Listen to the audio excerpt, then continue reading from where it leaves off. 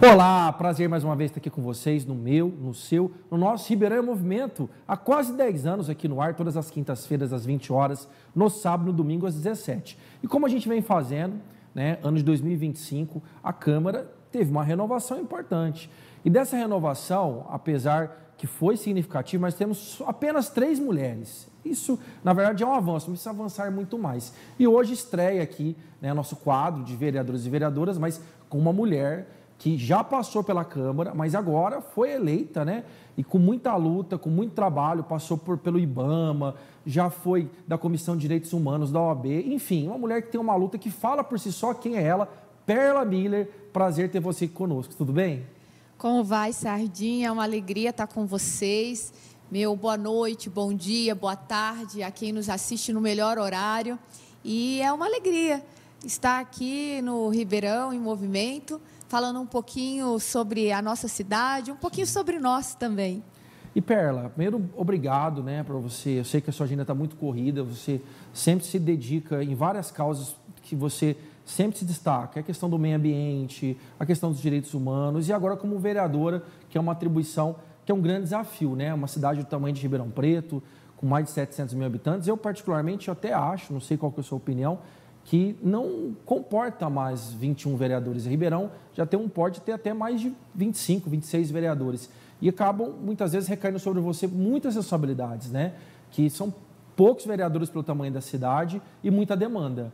E qual que é a avaliação que você faz desse primeiro momento, desse desafio desses próximos 4 anos e dessa Câmara, que renovou uma parte, mas continua, com uma outra parte ali, 2/3 praticamente, de vereadores dos outros mandatos. E vereadores esses que fizeram a composição da base do governo Nogueira. E você, a Duda e a Judete, eu entendo que hoje são ali, as 3 mulheres que são oposição ao governo Nogueira. Como que essa Câmara Nova está recebendo essas 3 mulheres lá? Bom, em primeiro lugar, de fato, Ribeirão Preto é uma cidade que já conta com cerca de 700 mil habitantes e territorialmente ela é muito extensa, Então, de fato, nós comportaríamos sim um número maior de vereadores e vereadoras, até porque isso, além de melhorar, ampliar o atendimento, a fiscalização, o acompanhamento das políticas públicas e ações e projetos da cidade, também aumenta a própria representatividade, porque também quanto maior a população, mais diversa e mais plural ela se torna, e a representatividade também precisa ser ampliada. Mas o fato é que hoje somos 22 vereadores e vereadoras e 3 vereadores ocupam essa atual legislatura. Começamos agora, fevereiro, começaram as sessões, e eu estou partindo do pressuposto que seremos respeitadas, inclusive nos nossos posicionamentos, na colocação das nossas ideias e no exercício do nosso trabalho, na fiscalização responsável e qualificada do Executivo, dessa nova gestão.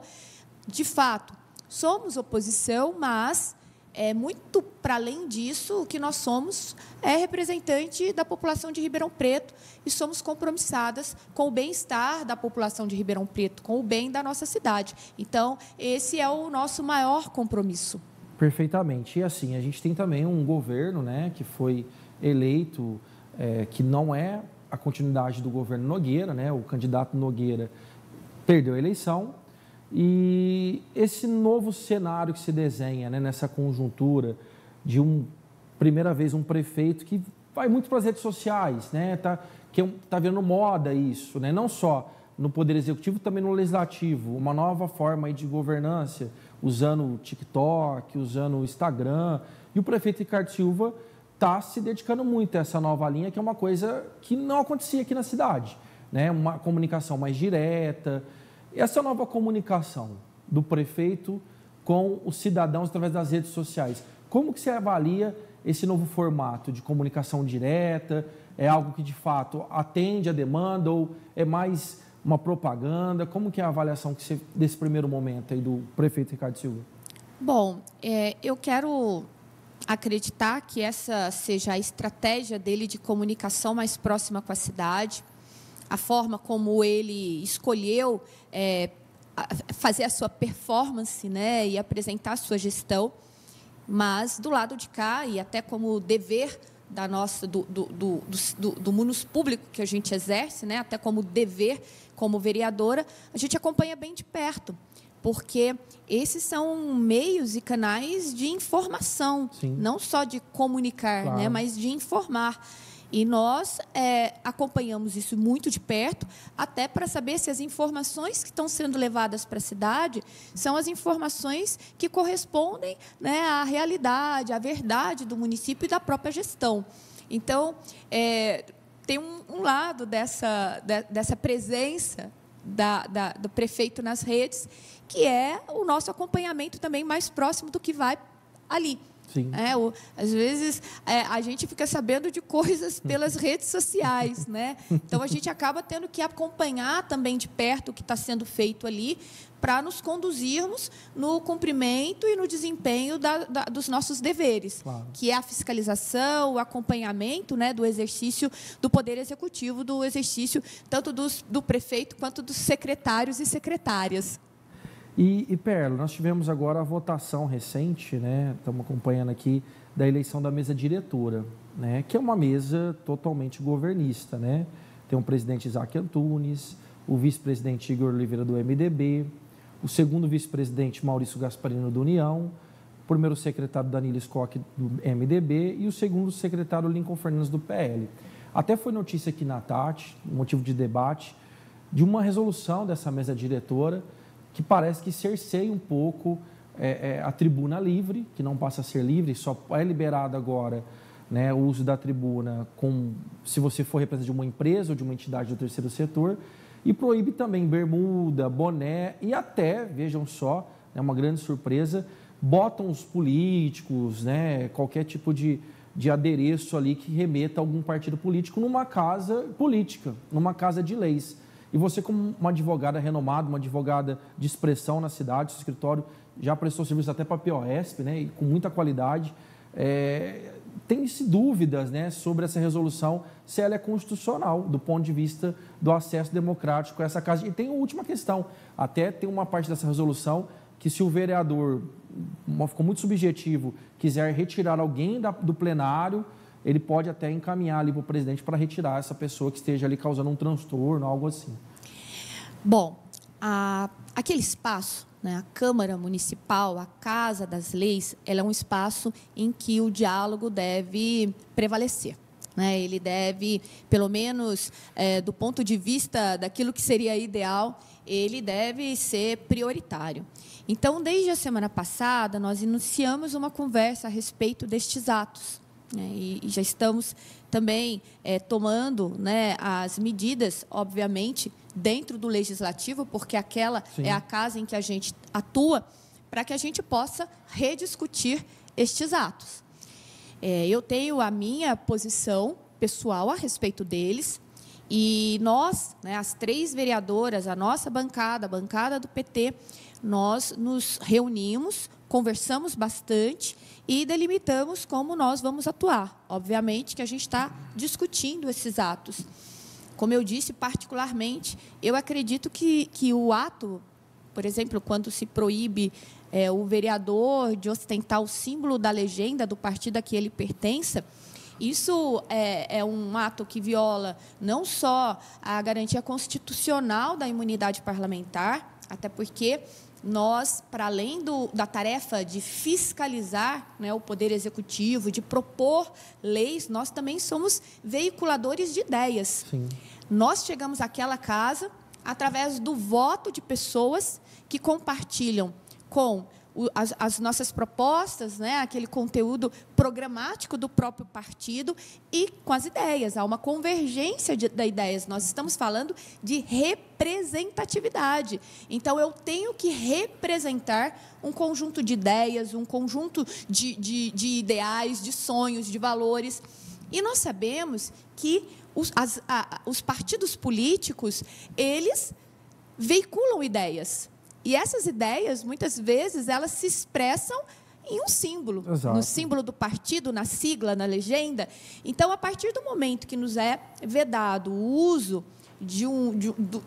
da legenda, né, do símbolo Sim. partidário, isso é um cerceio da nossa manifestação.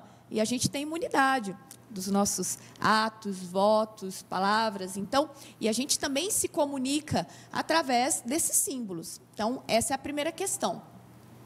A segunda questão é que os mandatos, eles pertencem ao partido político. Isso, né? Exatamente. E o partido político, até por uma previsão da legislação federal, da Lei 9096 de 1995, ele diz que os partidos políticos funcionam nos parlamentos através de suas bancadas.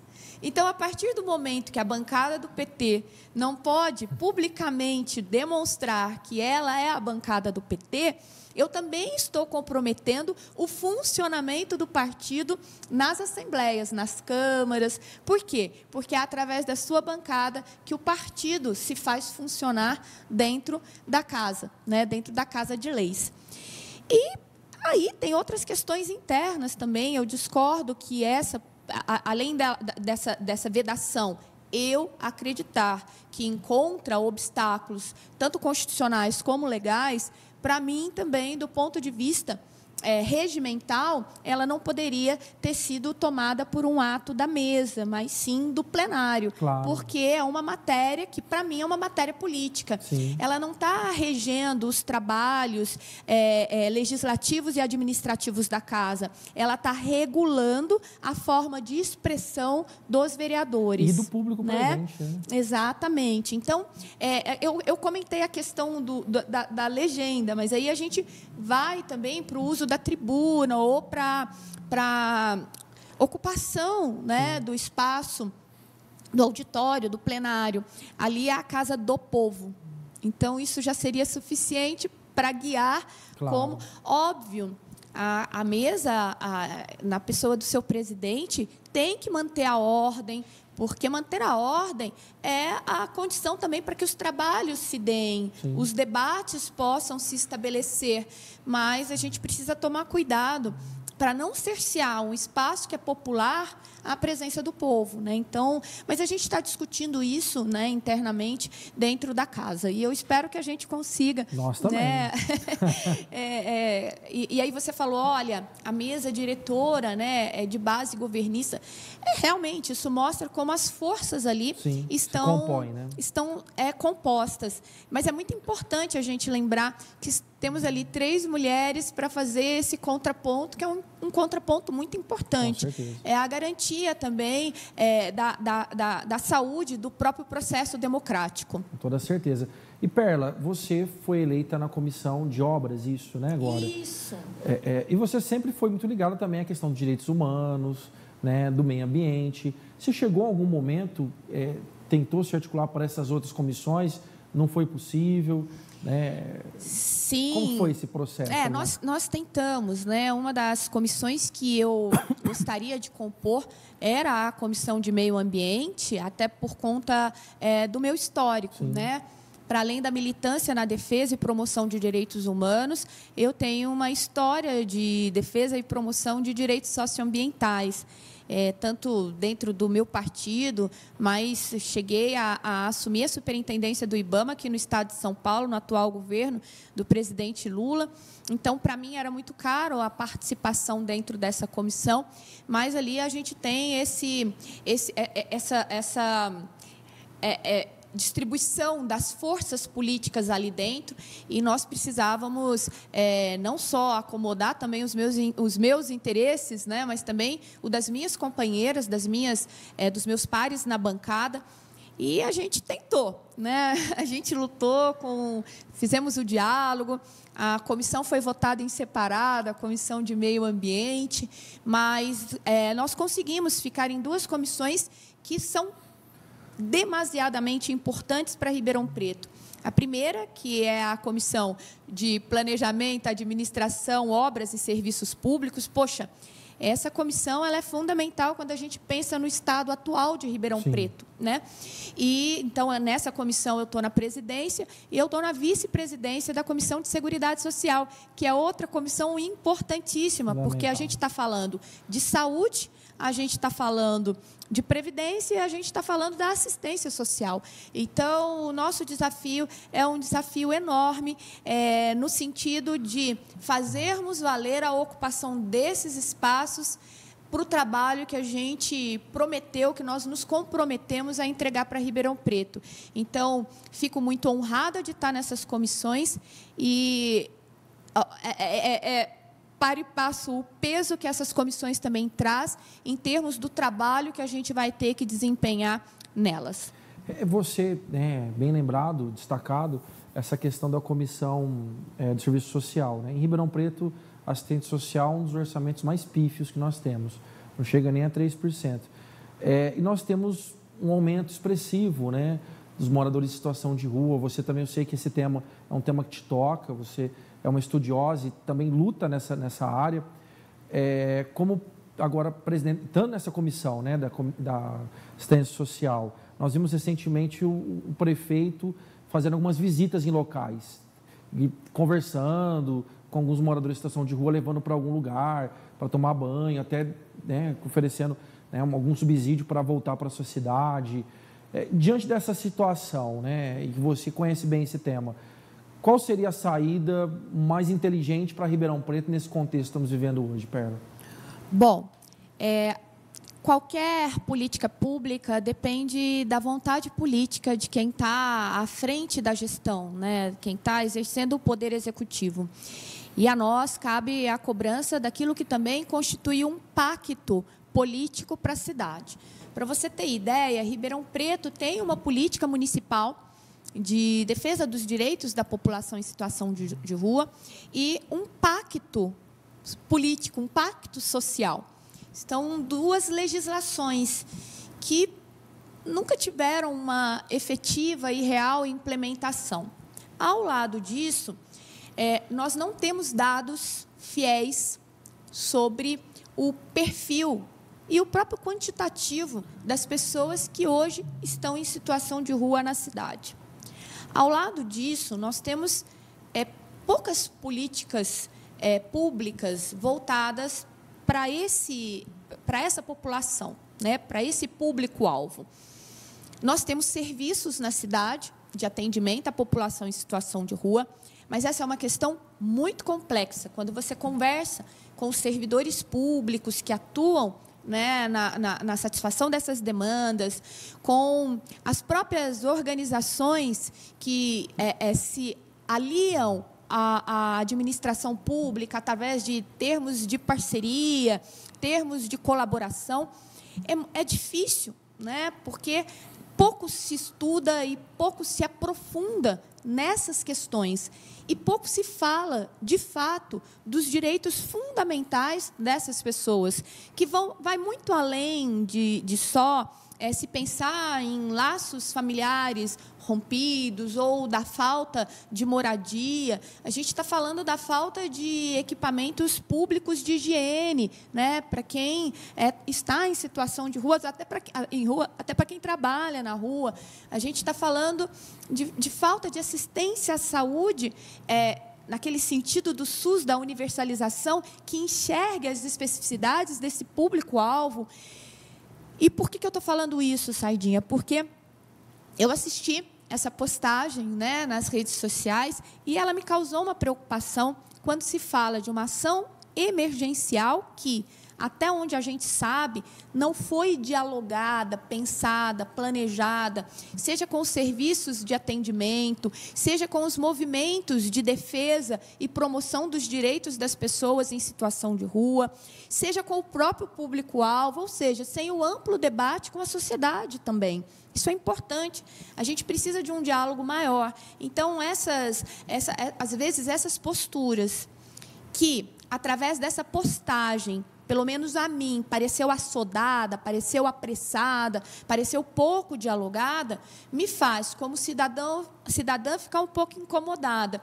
E, como vereadora, questionar Então, semana passada, nós enviamos à Prefeitura de Ribeirão Preto um requerimento pedindo informações sobre o que é essa ação emergencial, quais são as medidas que estão englobadas por ela, qual é o perfil, qual é o quantitativo das pessoas em situação de rua em Ribeirão Preto e seu perfil, seja em relação a gênero, a faixa etária, outros critérios que a Prefeitura, através da sua Secretaria de Assistência Social e mesmo a Saúde, tenham, né?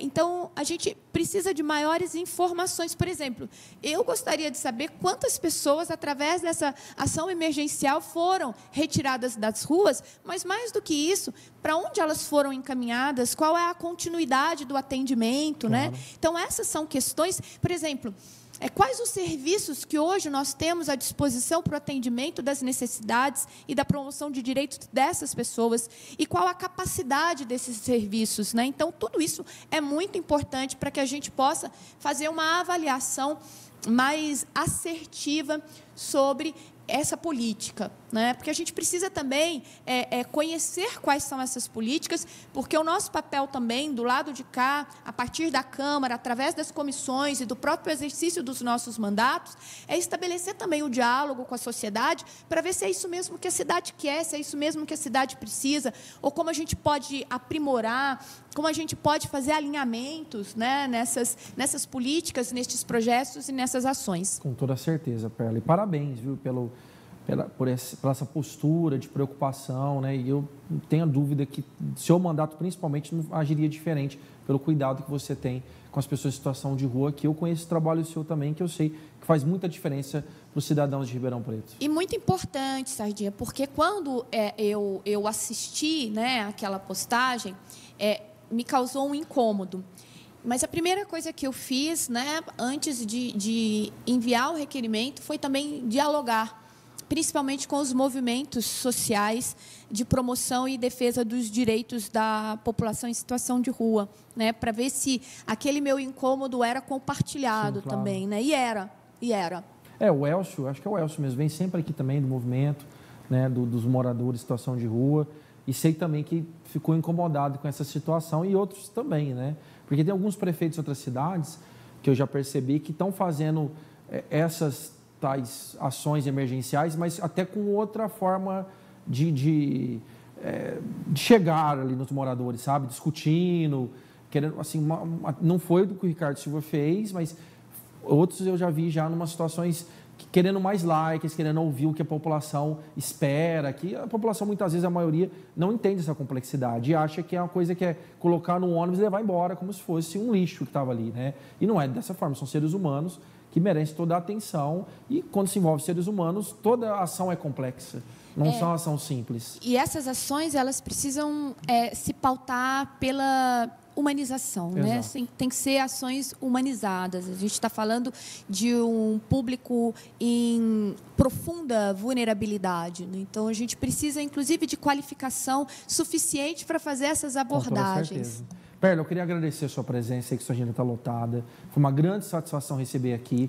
E fique à vontade para voltar quando quiser também, para falar das outras ações, as principais bandeiras do mandato. Um grande abraço para todo mundo lá do seu mandato, que eu conheço, creio que todos lá, o Juninho, né, grande amigo meu do Movimento de Moradia, que está lá com você também. Então, alguém do movimento social com representação no gabinete, eu acho isso importante. Eu acho que o gabinete cumpre um papel quando você coloca lideranças sociais, não só técnicos. E eu sei que seu gabinete é composto também por pessoas que não são só técnicas, são lideranças de movimentos sociais. É uma característica do Partido dos Trabalhadores, né?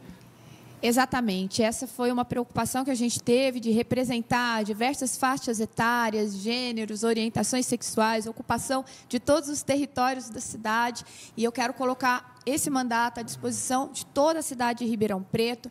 Depois eu vou deixar os contatos para você também compartilhar nas suas redes sociais. Esse é o nosso dever, está aberto para toda a cidade de Ribeirão Preto. E para mim foi uma alegria participar do seu programa, esse programa que, de fato, coloca Ribeirão em movimento, conecta as pessoas. E eu estou aí para, sempre que for preciso, a gente vir, conversar, dialogar, bater um papo, porque para mim vai ser sempre uma grande alegria. Para nós também é um prazer, Perla, te receber. Muito obrigado. E agora, não sai não, tem mais entrevista com o professor Gilberto Abreu para falar dessa conjuntura maluca internacional. Então, fica aí, daqui a pouquinho.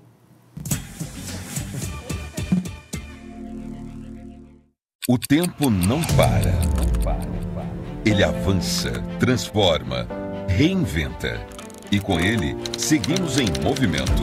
A TV Tati nasceu com um propósito: ser a voz das pessoas. Contar histórias, informar, emocionar. Crescemos, conquistamos, nos tornamos parte do dia a dia de milhares de lares. E como todo grande caminho, pede renovação. Hoje, damos um passo adiante. TV Tati agora é TH+. Não é apenas uma mudança de nome, é uma evolução. Um novo capítulo de uma história que nunca deixou de pulsar. TH+ é força, é dinamismo, é vínculo, é a certeza de que podemos ser mais, entregar mais, ir além.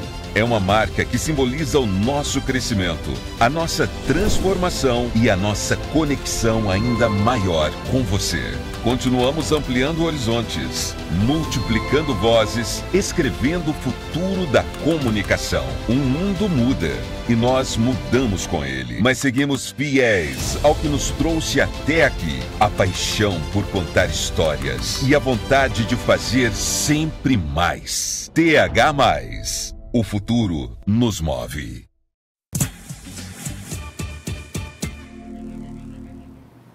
Olá, voltamos aí agora com uma entrevista também importante sobre a conjuntura internacional, que está muito maluca, vamos combinar, né? Trump querendo mudar o nome do Golfo do México, querendo, né, tomar a Groenlândia, enfim, muita coisa louca acontecendo, além das crises que a gente já tem, né? Conflito no Oriente Médio, conflito na Ucrânia, e não tem outra pessoa mais renomada para falar desse assunto que o professor geógrafo, escritor Gilberto Abreu. Prazer ter você conosco. Tudo bem, professor? Um prazer, Sérgio. Satisfação. Uma satisfação voltar ao seu programa. Meu amigo, fala pra gente, que conjuntura é essa? Para onde que esse mundo vai? Olha, nós já falamos em diversas ordens mundiais, né? A última, de mais longa duração, foi na Guerra Fria, no período posterior à Segunda Guerra. Com o fim da antiga União Soviética, aí que popularizou-se a expressão globalização, por falta de outro sentido, né, que se desse à situação do mundo. Agora nós estamos vivendo uma nova ordem, que seria uma tentativa de desglobalização, que eu acho que é impossível, porque a globalização já se instalou. A globalização seria, na verdade, a mundialização do capitalismo, né, em todo o planeta. E a tentativa de Trump é de bagunçar essa ordem e voltar ao que é uma coisa comum na história dos Estados Unidos. O isolamento, em grande parte da sua história, e o protecionismo econômico. Mas os Estados Unidos, Gilberto, ele não prosperou justamente fazendo o inverso? Inclusive, foi um dos pioneiros no processo de globalização, com suas indústrias, com o seu capital, né? Inclusive, após a Segunda Guerra Mundial, ele praticamente que financia ali, né, as grandes potências na Primeira Guerra Mundial. Inclusive, a grande potência surge ali desse momento da Primeira Guerra Mundial. Sim. Não, mas nós temos que, voltando na história dos Estados Unidos, nós temos estou até escrevendo sobre isso novamente, um novo momento de expansionismo americano. Na história americana, eles tiveram primeiro o expansionismo interno. Foi quando eles saíram da costa leste para ir para o oeste. Para ir para o oeste, num processo que durou uns 80 anos. Dizimando os indígenas, né? Dizimando os indígenas, escravizando. E aquele processo de expansão interna durou uns 80 anos. Foi até a conquista do território completo, que era um sonho de Jefferson, né? Há uma expressão famosa dele que dizia: "We have a golden dream." Nós temos um sonho dourado. Um dia nós nos banharemos no Pacífico.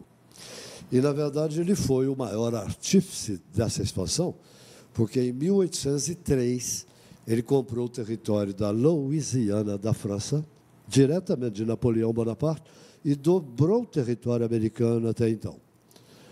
Então, e aí depois nós vamos ter as guerras com o México, e também a cessão de território por parte da Inglaterra, o noroeste americano, aí o território dos Estados Unidos, chamado Estados Unidos continental, se complementou.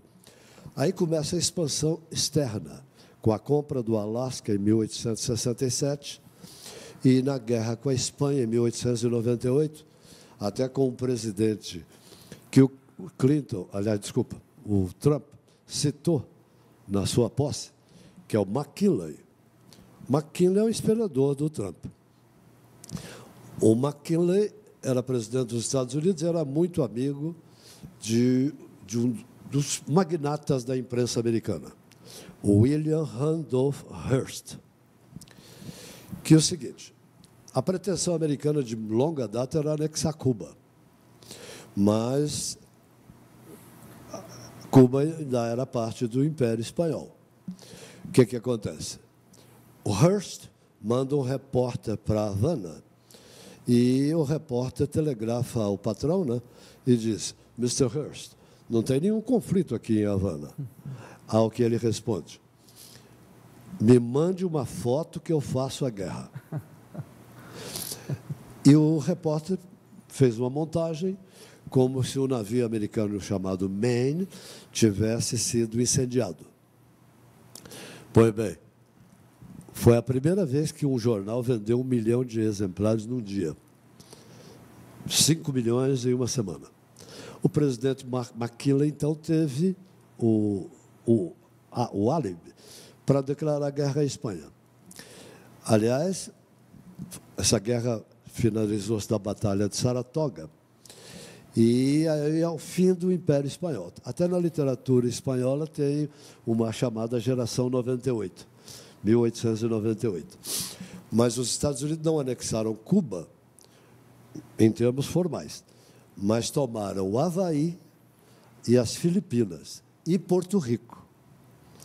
E, através de um senador muito safado chamado Platt, a chamada Emenda Platt, essa emenda, que está em vigor até hoje, declara o território de Cuba como território de perpétua proteção dos Estados Unidos. Aí começa toda a invasão americana à ilha de Cuba, que vão transformar Cuba num bordel. Isso só vai acabar com a Revolução Cubana em 1959, dia 31 de dezembro. Né? Pois bem, aí começa o expansionismo externo americano. As Filipinas, veja, estão lá na Insulíndia, na Ásia. Então, veja, Havaí, Porto Rico, Filipinas. E o domínio indireto sobre Cuba, porque as empresas americanas invadiram o território cubano, no açúcar. Então, essa expansão vai se... Mas você estava falando de protecionismo. A economia americana cresce com protecionismo a princípio. Porque com a expansão para o interior, eles criaram um enorme mercado interno que permitiu a industrialização do Nordeste, que é a região que vai de Nova York a Chicago. Mas com uma espécie de um novo colonialismo, vamos colocar assim. Sim, o colonialismo está sempre presente. Ocupando esses territórios, né? Ocupando território, dizimando os indígenas. Sim. Um dos grandes genocídios modernos foi a morte de 5 milhões de povos originários, né, da América do Norte. Então, eles criaram um enorme mercado interno com a enorme capacidade de consumidora por conta dos colonos, os imigrantes que chegaram ao território americano, mas eles protegiam a sua economia. A expansão americana mesma vai se dar a partir de 1914. Donald Trump não sabe disso, embora ele saiba do McKinley. Aí foi obra de outro presidente americano, que era o chamado Tigre, o Tiger, o Theodore Roosevelt. Não tem nada a ver com Franklin Delano, não, que é o maior presidente da história americana. Esse também era altamente agressivo. O que eu digo de 1914? Se Trump soubesse, e eu não vou lhe dar a dica, a menos que você dê, 1914 é o ano fundamental para os Estados Unidos, porque eles conseguiram a regionalização de cultivos agrícolas, os belts, cinturão do trigo, cinturão do milho, cinturões agrícolas. Aí é o grande mercado interno. Com a criação dessa regionalização de cultivos, o país se tornou uma potência alimentar. Né? E eclode a guerra, em 1914. Quem vai alimentar o mundo? Os Estados Unidos. O que mais aconteceu em 1914? A criação da linha de montagem, a partir da ideia do Taylor, um gênio empresarial, mas um traste humano chamado Henry Ford, né? Com a linha de montagem, que é o padrão industrial do século XX, as grandes empresas automobilísticas produziam 10 mil carros por ano. As grandes europeias, as grandes americanas. A primeira fábrica de Ford, em 1914, produziu 25 vezes mais. Produziu 248 mil automóveis. Isso vai dar o padrão, o Fordismo, de toda a industrialização da primeira metade do século XX. Aliás, quem interpretou isso de maneira genial foi Chaplin, com Tempos Modernos. Tempos Modernos. Então, outra coisa em 1914, a inauguração do Canal do Panamá, que agora ele quer retomar. Isso, quer retomar. Então, essas três coisas. A regionalização de cultivos transformou os Estados Unidos na maior potência agrícola do mundo, que ainda é. A linha de montagem que permitiu uma maximização produtiva. Né? E a inauguração do Canal do Panamá, que permitiu a ligação da costa leste à costa oeste, gastando menos de 1/3 do tempo que levava antes, porque antes tinha que passar pelo sul da América do Sul. Né? Eclode a Primeira Guerra, os Estados Unidos não participam, mas é o maior fornecedor de alimentos e armas para a guerra. Então, os Estados Unidos saem da Primeira Guerra, porque com a Revolução Russa, os americanos entram no vazio deixado pela Rússia e desequilibram a guerra em favor da Tríplice Entente, né?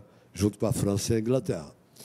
Vencem a guerra, e aí a década de 20 será a década de expansão dos Estados Unidos, tanto que foi chamada de New Age, Nova Era. Foi a época que mais se produziu milionários, a não ser a época de hoje, na história do mundo. E isso tudo acabou em 1929 com a crise, o crash da Bolsa de Nova York. Que era já o outro rosto. Que não foi o John Lennon que criou, mas a expressão é dali. The dream is over. O sonho acabou.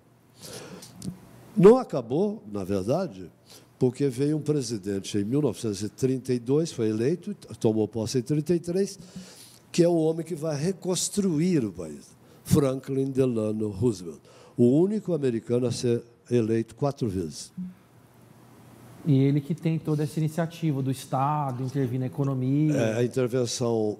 Aliás, o planejamento é uma invenção do socialismo. Sim. Essa invenção dos planos quinquenais. Os planos quinquenais. O Roosevelt, ele vai aproveitar um dos maiores livros de economia do século XX, que é do John Maynard Keynes, que é a teoria geral do emprego, dos juros e da moeda. Isso deve te dizer alguma coisa a respeito do que é o neoliberalismo de hoje. Keynes colocava o emprego em primeiro lugar, os juros em segundo e a moeda em terceiro. O neoliberalismo é a inversão de tudo isso. Eles colocam a moeda e os juros em primeiro e o emprego que se lasca. É bem assim mesmo. Então, termina a Segunda Guerra. Só fazer um recorte. Inclusive, não sei qual é a variação sua, Gilberto, mas para o neoliberalismo é interessante a pobreza, né? Porque vira uma questão até de ganhar mais dinheiro, né, com a pobreza, em tese. Ou você entende que não? A maior máquina de produzir pobreza é o neoliberalismo. Aliás, é a minha tese de doutorado na Unicamp. Você se aprofundou nessa questão. Sim, porque a minha tese é que tem duas falácias, o neoliberalismo e a pós-modernidade. E eu defino-as como as armas ideológicas do capitalismo global. E isso vem desde quando? Então, vamos por partes. Veio a Segunda Guerra Mundial, o mundo destruído, a Europa totalmente arruinada, metade da riqueza do mundo era americana. Então, aí é o momento que você lembrou há pouco, da externalização da economia americana. As empresas americanas vão invadir o mundo, né? Agora, eles vão ser vítimas do próprio processo de externalização, porque eles vão acabar ajudando outros países a se atualizarem. E o maior equívoco dos americanos foi ter passado a tecnologia eletrônica para os japoneses. E aí veio a revolução que nós vivemos até hoje. Começou no Japão, com a criação da microeletrônica. Né? E aí nós vamos ter o avanço de outras áreas industriais do mundo e a própria recuperação europeia, né, depois da Segunda Guerra, com a ajuda americana do Plano Marshall, mas também com a defesa, a autodefesa europeia, com a criação do mercado comum europeu em 57.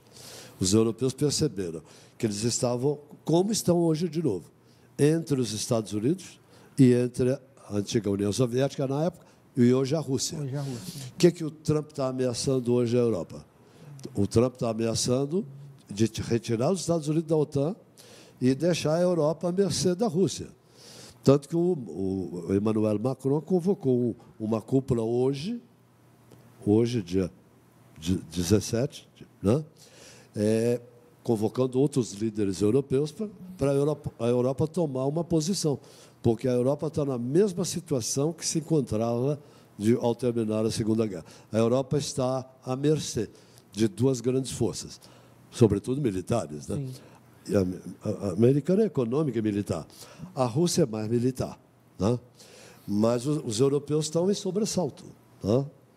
Então, agora nós estamos vivendo uma nova fase do expansionismo americano, com a volta do protecionismo.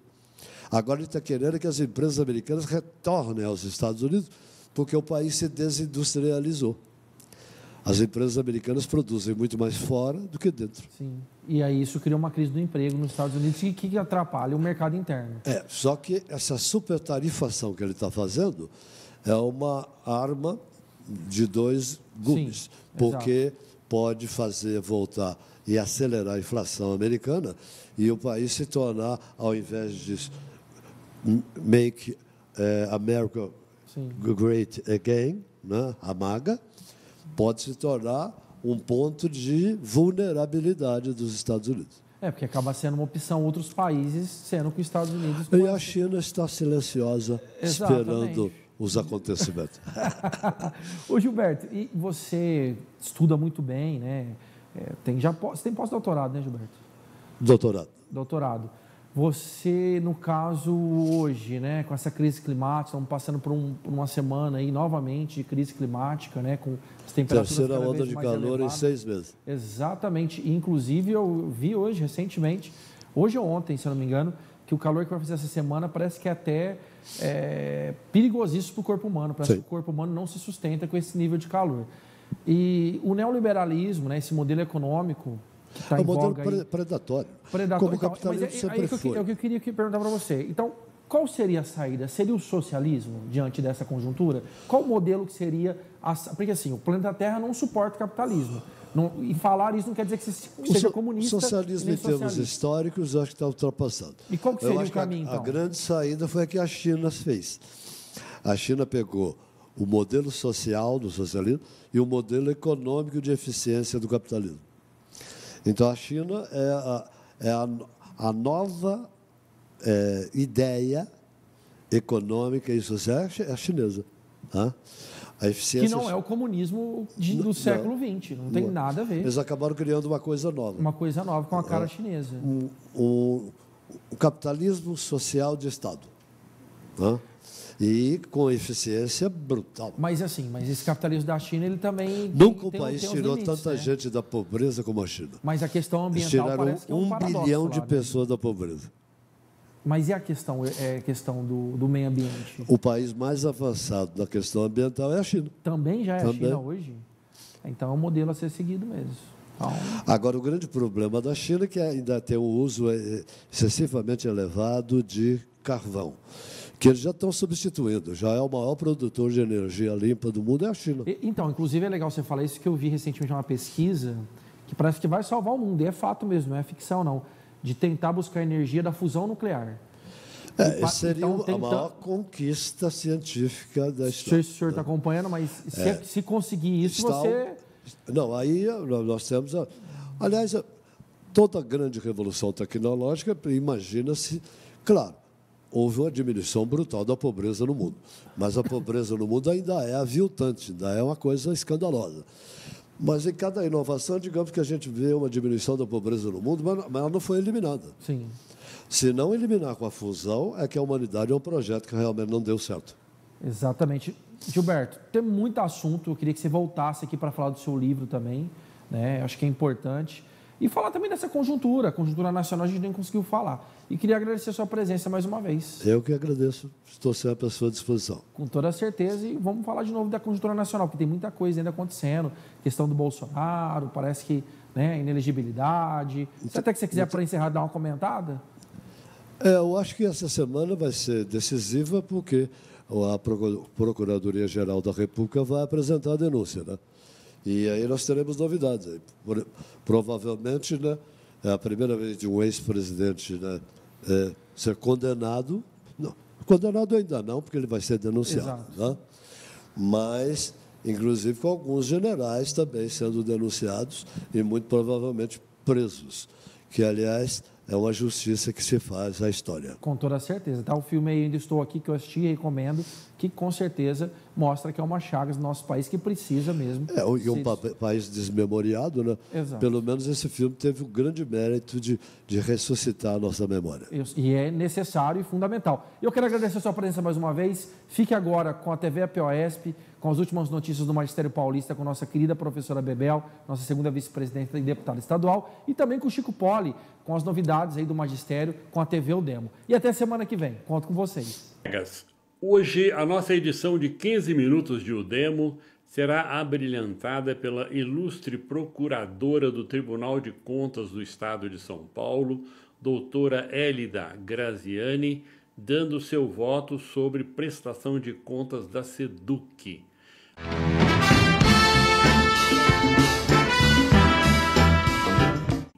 Vocês vão ver por que nós consideramos a doutora Hélida uma procuradora educadora. Assistam até o final.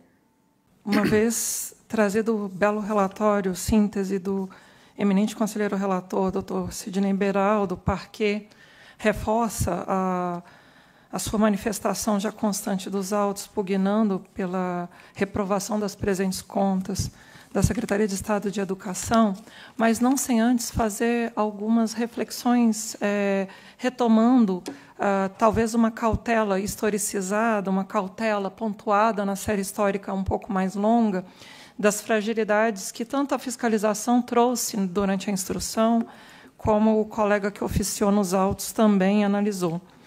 É importante retomar, Vossas Excelências, e esse é o meu ponto de partida, que nós temos uma rede estadual com cerca de 5.000 unidades escolares, em que a maioria significativa delas, quase 4.000 escolas, não possui o auto de vistoria do Corpo de Bombeiros, numa circunstância em que a Secretaria de Estado de Educação tem obtido demandas recorrentes da sua própria rede, dos próprios diretores das escolas, a infraestrutura de manutenção dessas escolas, indicando risco para a integridade física dos educandos.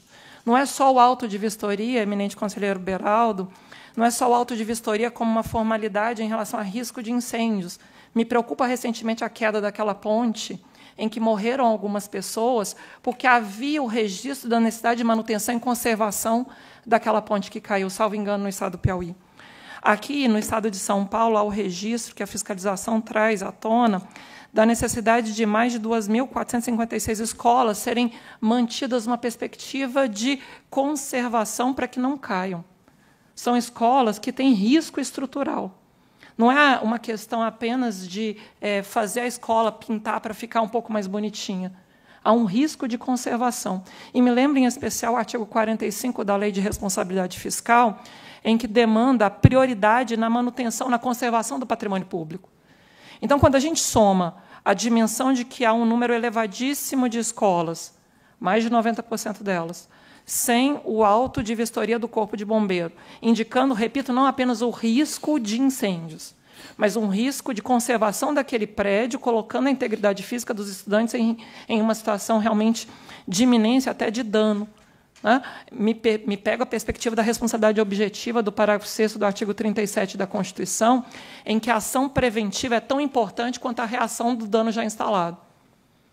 Um Estado que se omite em fazer a manutenção das escolas, a própria rede demandando a manutenção e não havendo financiamento adequado para tanto, cria uma situação de potencial dano aos educandos, dano ao erário e responsabilidade objetiva na forma do parágrafo 6º do artigo 37.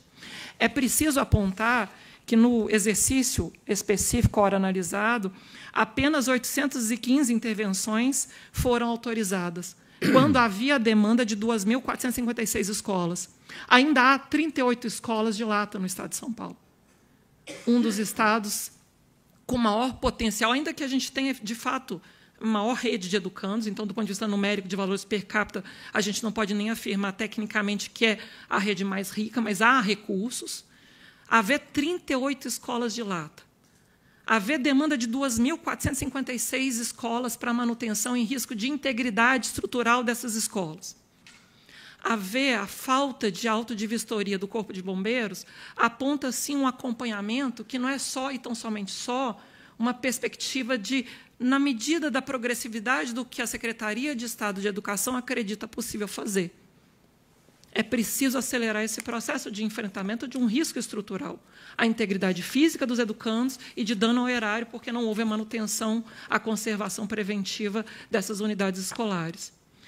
Entra ainda uma outra dimensão, eminente conselheiro relator, eminente conselheira doutora Cristiana de Castro Moraes, eminente conselheiro Maxwell, que bem, em boa hora, nos chega para agregar a sua capacidade de reflexão, de trazer inovação a esta Câmara.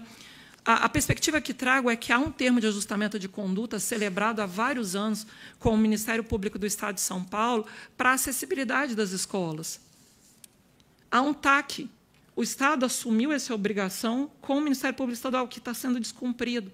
Então, se há várias frentes de necessidade de conservação predial da rede de escolas do Estado de São Paulo, 5.100 escolas que precisam desse parâmetro de enfrentamento, a começar priorizando dessas 2.456 que a própria rede estadual de ensino pede, suscita a urgência de uma infraestrutura em risco de colapso, em risco de causar dano à integridade física dos educandos, que se faça conjuntamente o enfrentamento da falta de acessibilidade e da falta do ABCB. O parquet tem clara consciência de que não é possível atender a todas as escolas de uma vez só, de uma vez por todas. Mas há que se priorizar essas 2.456, que a própria rede suscita a sua prioridade, a falta do AVCB e a própria questão da acessibilidade, onde, havendo um termo de ajustamento de conduta descumprido, enseja sanções ao próprio Estado de São Paulo. Além disso, Vossas Excelências, ao longo da instrução, a fiscalização trouxe alguns apontamentos que a própria Secretaria não questiona, ou seja, é fato incontroverso, ao longo dos autos, que houve uma queda no desempenho dos educandos, no próprio IDEB. Do ponto de vista de quem acompanha a política pública de educação, já é ruim ficar estagnado. Havendo queda que não pode ser tecnicamente imputada à pandemia de 2023 em face de 2021, vejam que as séries finais do ensino fundamental caíram de 5, a nota, o desempenho médio de 5,5 para 5,4, no ensino médio de 4,7 para 4,5. Essa queda, inclusive, entra naquele movimento que o Estado de São Paulo tentou substituir o material didático impresso por um material digital, o que suscitou atrasos, inclusive os autos informam isso, atrasos na entrega do material escolar. A fiscalização aponta que apenas 35,27% dos alunos receberam material escolar no período correto. Toda a reflexão do tempo da educação, o tempo da aprendizagem, realmente é muito importante que o material escolar esteja junto com o educando no primeiro dia de aula, preferencialmente impresso. É muito temerário o Estado de São Paulo substituir, como pretendeu, e que bom que já houve controle das instâncias competentes, no âmbito do próprio Tribunal de Justiça, a própria Secretaria de Estado voltou atrás, em relação a não abrir mão do Programa Nacional do Livro Didático. É um material gratuito.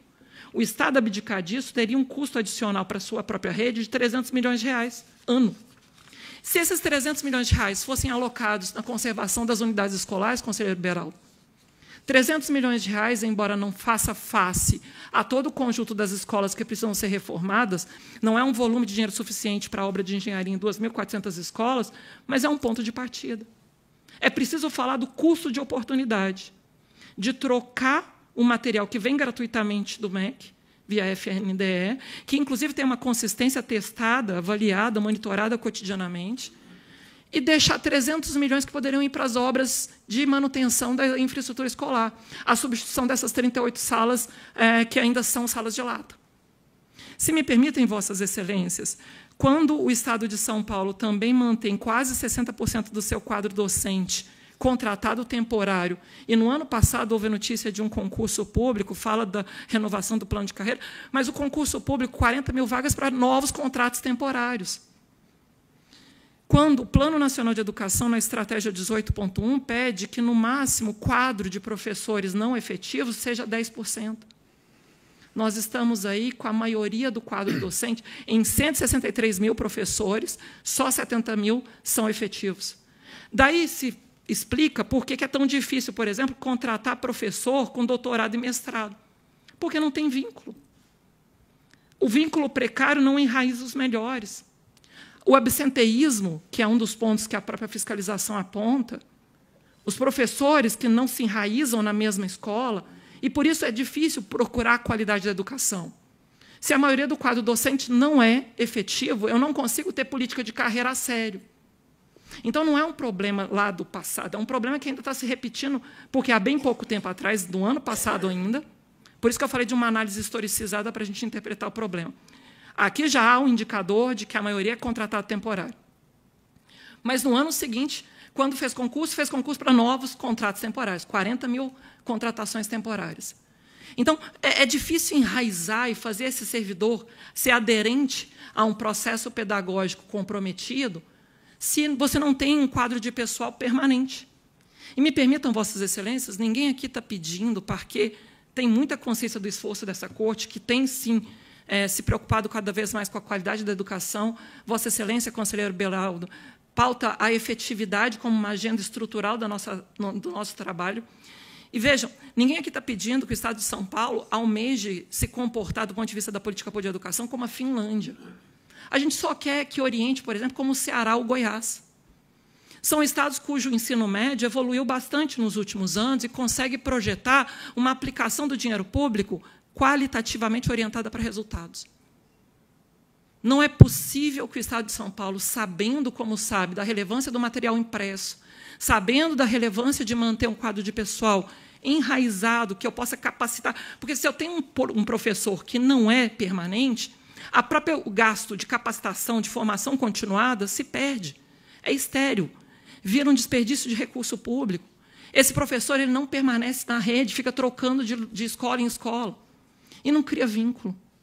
Então, os vários desafios que o colega do Parquet já falava nos autos, inclusive trazendo essa perspectiva de que não há auto de vistoria do Corpo de Bombeiros, que é o básico, para evitar, inclusive, a responsabilidade objetiva do parágrafo 6º do artigo 37, que não atende o próprio TAC celebrado com o Ministério Público Estadual, que não consegue efetivamente garantir sequer a extinção das salas de lata.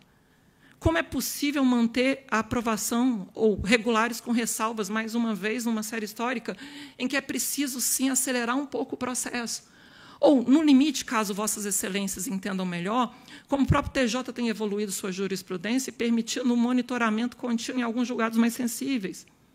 Eu sei que aqui é contas anuais, eu sei que a anualidade nos traz essa dimensão, mas problemas tão recorrentes na Secretaria de Estado de Educação comprometem a vida de milhões de estudantes. E me preocupa o Estado de São Paulo, mais pujante do ponto de vista tecnológico, mais pujante do ponto de vista econômico do país, perdeu o bonde da inteligência artificial, perdeu o bonde da sociedade de inteligência e se reprimarizar. A nossa matriz produtiva, doutor Beraldo, o senhor bem sabe, porque já foi gestor e dialoga muito com o setor produtivo, está perdendo a oportunidade de fazer esse salto tecnológico que o mundo pede nesse momento. Com o IDEB retrocedendo, como São Paulo está retrocedendo, com uma infraestrutura escolar, como nós estamos entregando para os nossos educandos, a gente vai precisar fazer um enfrentamento mais estrutural. Os dados que o processo nos traz, a própria secretaria reconhece a complexidade de como gerir a busca, né, de um IDEB mais sofisticado. Precisa, de fato, enraizar os professores na comunidade escolar, melhorar a infraestrutura e ampliar, um outro aspecto suscitado nos autos, o horário integral. Mas o horário integral, que para o aluno do ensino médio que precisa começar a trabalhar, faça sentido com o ensino profissionalizante, que traga alguma bolsa, que enderece a formação desse jovem para o futuro profissional. Então, o Estado de São Paulo ter um nível tão baixo de oferta do tempo integral, quando a meta 6 do Plano Nacional de Educação é 25%, é um desafio que também precisa ser debatido. Nós precisamos, à luz dos vários dados, dos vários indicadores, que esse tribunal monitore de forma muito adequada, fazer uma leitura sistêmica, repito, historicizada. Pedir que a Secretaria de Estado de Educação não mais trate como se fosse um problema lento, um problema cuja solução pode demorar décadas, não pode. Caminhando para a conclusão, conselheiro Beraldo, eu sempre tenho dito, e essa imagem é apenas uma imagem que ajuda a, talvez, fixar na nossa mente algo que na área da saúde é muito claro, mas na educação talvez não. Ninguém duvida que, se na saúde uma criança fosse atendida no posto, né, ou mesmo no hospital municipal, tivesse a perna amputada, ninguém duvida que a família poderia demandar em juízo a reparação do dano. Uma criança que entra, um jovem, aqui já nas séries finais do ensino fundamental, no ensino médio, um jovem que entra numa rede pública de ensino, que vê a nota do IDEB cair, do ponto de vista de perda subjetiva, da projeção da formação emancipatória, da capacidade de conhecimento que a educação básica deveria dar, é equivalente a amputar uma perna.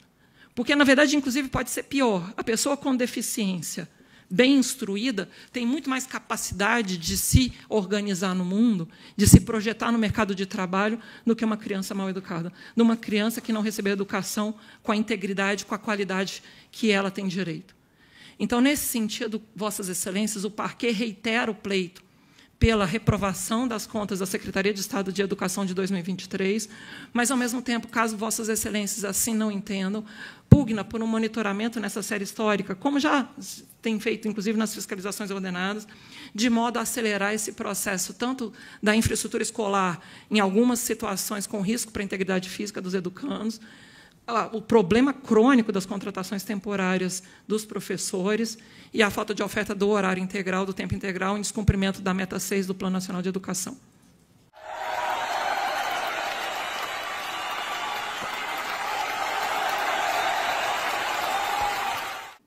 Obrigado, colegas, pela atenção.